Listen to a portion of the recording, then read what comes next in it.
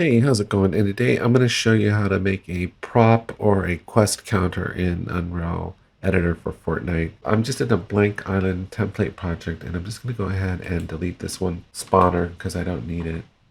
And this is driven off of a verse device, so there's going to be some verse code. I already have the code written and I'm going to paste it in, but then I'll walk through it. So I'd be here for a half hour if I had to walk through every line. And there's a couple ways to do this, and I'm doing this the most simple way possible.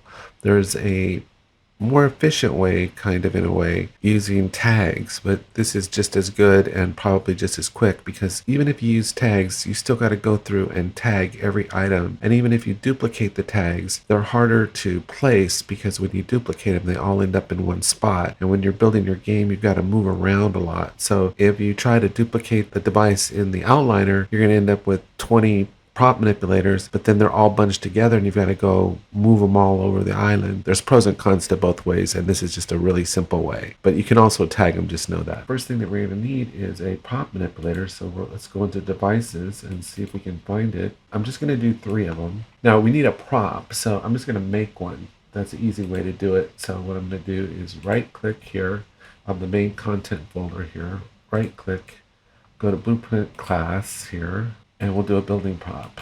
And remember, building props are destructible, but there's a setting we need to take care of. So, and we'll just add a static mesh in it.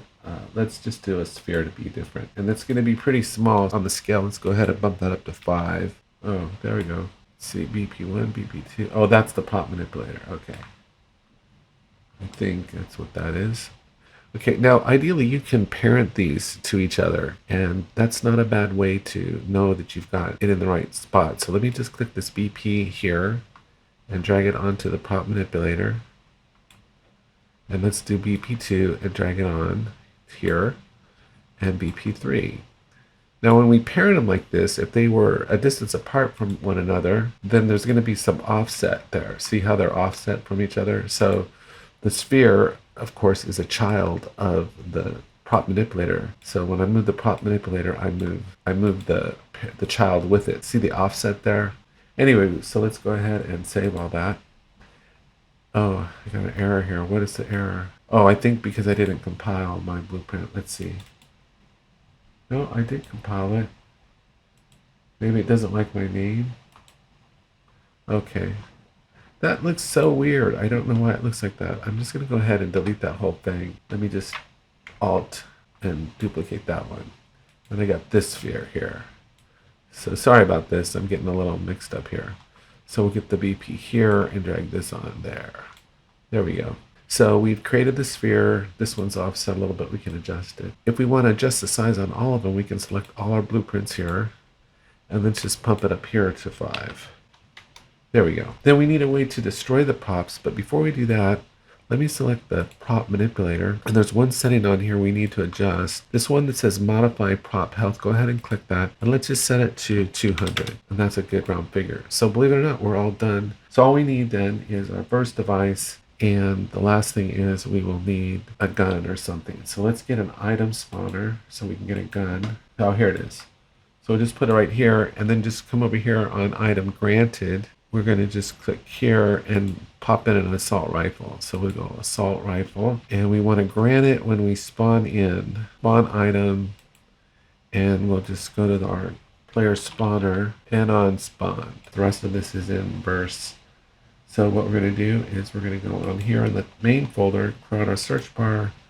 I don't see the verse explorer, so we're going to go verse explorer.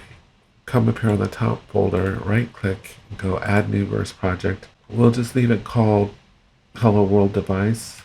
Go create, save, and let's compile that. There it is right there. And let's jump in here. Let's see, what's that message? There we go. Okay.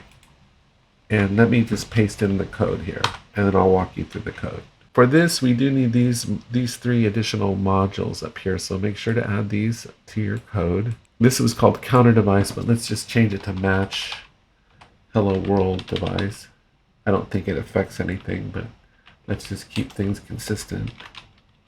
Hello world device like that. Okay, so now we've got our 3 prop manipulators, And you can copy and paste as many of these as you want. It's very easy to copy and paste these. So if I wanted 6 of these, I could just select them all, go Control C, paste, and make 6 more. And then I have 6, I can make 12, and then I can make 24. So it's very easy just to copy and paste. So I don't necessarily see that much of an advantage with the tagging. I did have a HUD message device in this, but I'm going to go ahead and delete that. The count is what you want essentially to start with, because we're going to be counting down, right? So however many props you have in your scene, I only have 3, so this is going to be 3. This one I have an array to get the players, our UI button, our text for our props remaining. Here's our props, and we all kind of bind them manually in the verse device. You'll see how we do this to subscribe to this function here. This part here and this part here is all pretty basic as far as just creating a UI that updates. Oops. Creating a UI that updates. So this is all pretty standard. This is really the code that we're looking for right here. I'm holding down Control and click. You'll see all the options that are off of the device, and one of them is a damaged event and one is destroyed event. And I just noticed this says damaged event. That's not what we want. We want the destroyed event, because these props can all be destroyed. So we're just going to type in destroyed here.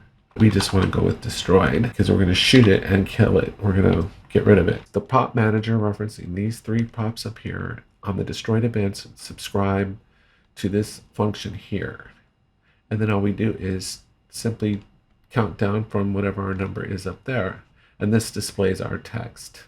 So that's the whole code here. Like I said earlier, I hate to be repeating myself, but I can hear people saying, why not just tag them? But this way is almost faster in many ways just to do. So what I'm going to do here is just compile the verse code. And then we'll drag our verse device into the scene like that. And then you can see here is where we do this binding, but this is really fast and easy to do. So even if you had 20 of these, you could do this in less than a minute probably to do it. So to me, it's just as fast as tagging. Okay, and then we're done. I'm going to go ahead and launch this. It's going to take a couple minutes and I'll come back and we'll see if this works. Okay, I'm back and let's see if this works. So we'll come over here and I'll grab my gun. I'll press 1 to get it. Now, I didn't mention this earlier, but these can also be hidden too. So you can set these to, so when I blow this one up, this one appears, and then when I blow this one up, this one appears, but I didn't do that setting. So let's see if it works. There goes that one. See props remaining up on the top. 1 and 0. And that's it. Anyway, if you found this video helpful, please consider subscribing. It really does help me out. I'm trying to get to 10,000 within a year. It's been a long road, but I do appreciate each and every person that subscribes, even though I don't always respond to comments. But anyway, take care and have a great day, and I'll talk to you next time.